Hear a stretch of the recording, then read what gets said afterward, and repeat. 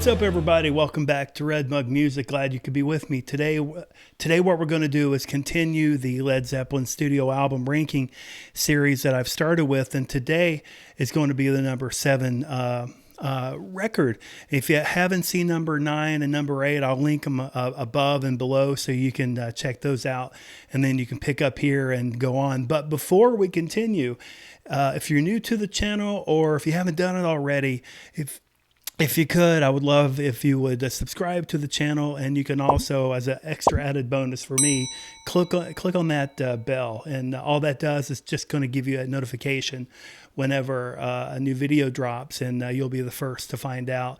And it won't be too much. I only drop one a week.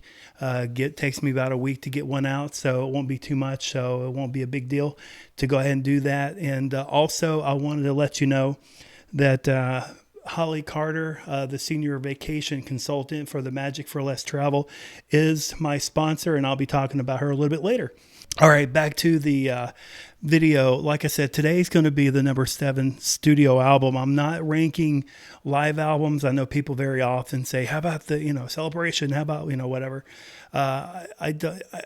Those albums I consider they're greatest hits albums, or they're double albums or triple albums, and they're really hard to kind of mix them into studio albums. So I just don't. Maybe one day I'll do maybe the top 10 live albums. Maybe that'll be a fun one to do, and Led Zeppelin can make it to that. But today we're just talking about the number 7 studio album for Led Zeppelin, and that's going to be the album called Presence. Now, if you may have heard of Presence, it came out in 1976. It's not that new. To describe the album, at the end of the Physical Graffiti tour, Robert Plant and his family were in a pretty terrible accident, and he got seriously hurt, and they had to cancel the remaining tour dates, and he became wheelchair bound, so they weren't able to do that. So while he was recuperating, he starts writing music and, lyrics like he does. And he and Page got together, and they just started, writing some songs. The next thing you know, they were working on their next album. Now, this album was unplanned. It was completely unplanned. They weren't ready to put an album out. But now that Plant was wheelchair bound, what else were they going to do? So being unplanned, Led Zeppelin ended up having 18 days to go in and record this album and be completely done. That's of studio time.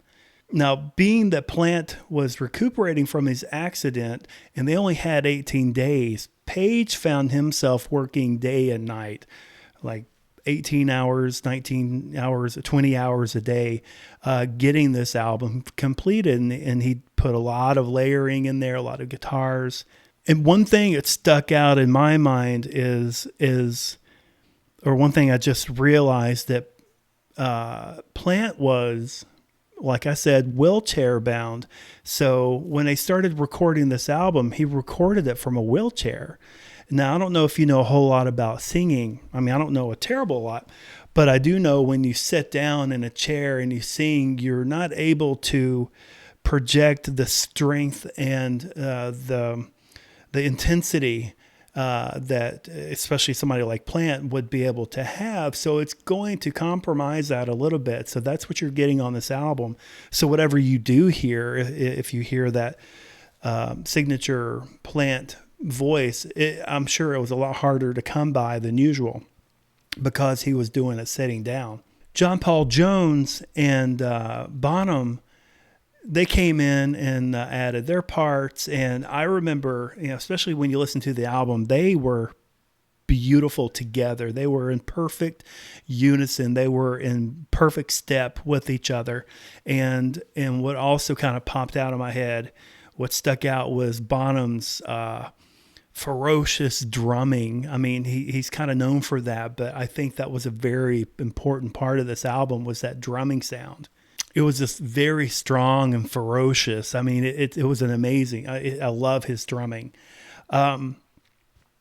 So after they put this together, after all the songs were done, it ended up being a very rock bluesy type album. Had no slow tracks. It had no acoustic guitar, and it had, like the next album that would come out, it had 0 keyboards. So this rock album ended up pretty much being a Jimmy Page album, and it definitely had that Led Zeppelin sound to it, that signature sound, with all the tempo changes and the time signature changes. I mean, that's something that I find that goes hand in hand with Led Zeppelin music.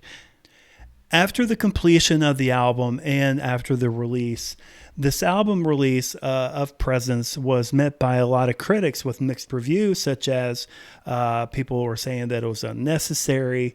They thought it sounded like it was rushed, which it was. And then others said that this is Led Zeppelin at their most blunt. Now, it was rushed, but if you go back and listen to this music, these songs were very complex. I don't hear bands out today I don't know if there's anybody that's able to put out as much complex music as what's on Presence in only 18 days and get away with it. There's no way. Even though Jimmy Page considered Presence to be their most important album, and that's because they were able to overcome so many obstacles and put something together like this. They had the injury of Plant, and they had the 18 days and just very little time, and it was completely unplanned. I mean, everything was kind of going against them, and they did it anyway. It was very important that they were able to do this as a band. And I think it made him feel pretty good. But he also said that Presence is not going to be a very easy album to listen to by most people.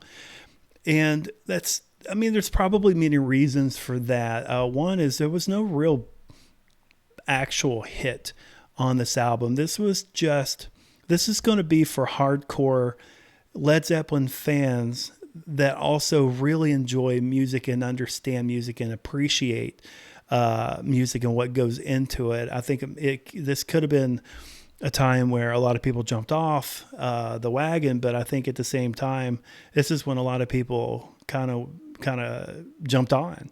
And even though the album was a success, it was actually their least selling album, which, it still did really good. But for Led Zeppelin, it was their least selling album, and it was not embraced by the radio whatsoever. But after spending the last 2 weeks listening to Presence, I realized this is a good album. Actually, I realized this is a great album. It may not have like a radio-friendly hit like Kashmir or Stairway to Heaven, but Presence as a whole is a very focused album, and it had a specific idea and vision, and you can hear that from beginning to end. I love this album. This album could be considered, I was too young to appreciate Led Zeppelin during their heyday, and I had to pick it up afterwards. But I can definitely see how this would be the type of album, kind of like Mean Street with Van Halen. I think Presence is that cult classic, that just real Led Zeppelin fans love. They may say this is their favorite album, or they may rank it pretty high because there definitely needs to be an appreciation for this album. I think it is a fairly perfect album, and for the passive fans who are wearing out, their first several albums and listening to Stairway to Heaven, this is a good breath of fresh air if they want to kind of give the rest some time and kind of get away from them for a while. Presence is the perfect album to listen to. So in hindsight, this album is very underrated in my opinion and could easily rank higher than number 7. But given the fact that the remaining 6 are as good as they are, I really just couldn't go any higher with this. So I hate to put it at number 7, but it doesn't mean it's a bad album. It's definitely better than In Through the Outdoor, in my opinion, and definitely better than Coda, because that one just doesn't count. Great. It's just a good album. I definitely recommend listening to it, especially if you don't have it in your normal Led Zeppelin rotation. I would suggest you throw it in there. So, well, anyway, that's it. That's the album for this week. Number 7, Presence by Led Zeppelin. Definitely check it out. I think you're gonna definitely love it. But again, if you haven't subscribed to the channel, let's go ahead and do that. Just click subscribe and click on the bell if you want to get a notification every time a new video comes out, because next week's going to be the next video. Because next week's going to be the number 6 video, so I want you to stay tuned and make sure you get to see that when it comes out. But anyway, follow me on Instagram at redmugmusic. Got my website going right now, but I'm not doing a whole lot with it, redmugmusic.com. And before I go, let's talk about Holly Carter one more time. She's the senior vacation consultant for the Magic for Less Travel. You get the personalized service and expert guidance you need for the vacation you deserve. So click on the QR code that I've got up on the screen right now, and you can request a free, no obligation quote. And she specializes in Disney and in Universal and in cruises. I think you'll be pleasantly surprised. So go ahead and go over there and get a quote and go ahead and give yourself and your family something to look forward to. And again, that's going to be it for me this week. I'm glad you were able to hang out, and I will see you all next time.